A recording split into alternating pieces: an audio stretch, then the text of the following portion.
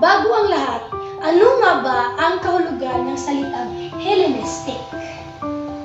Ang katagang Hellenistic ay ang tawag sa pinaghalong kultura ng Griego at Asyano.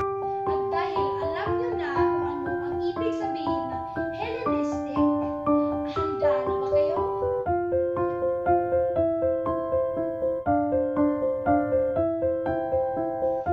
Ang Hellenistic ay nabuo dahil sa resulta ng ekspansyon ni Alexander the Great sa imperyo hanggang sa Asya.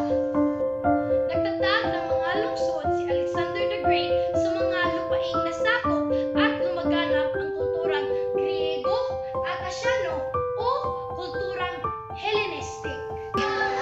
At ito naman si Alexander the Great. Natatag ng mga lungsod si Alexander sa mga lupain. Nasakop at lumaganap ang kulturang Griego o Hellenic. Hinikaya ni Alexander the Great ang pagsasama ng mga Griego sa mga Asyano tulad sa pag-asawa niya sa isang prinsesa Persiano na si Prinsesa Statera. Ang labanan ng Actium ay itinuturing na ang mga lagang sandali na tumutukoy sa katapusan ng Ancient Greece.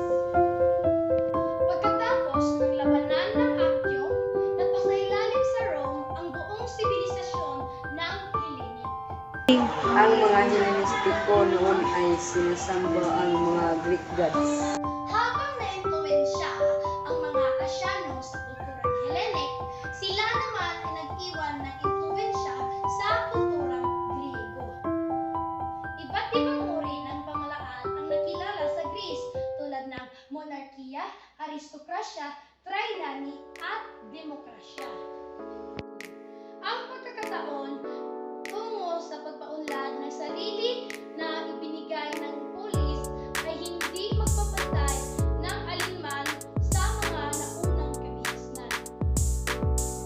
Mailaya ang bawat mamamayan na magpulong sa isang sentral na lugar tulad ng agora o lumang pamilihan upang pag-usapan ang mga kapakanang pambayan.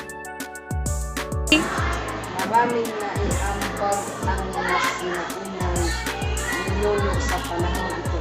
At ito rin ang dahilan kung bakit mas napadali ang pamumuhay ng mga taong kasulukuyang naninirahan sa Greece. Ako po si Ivan Absili.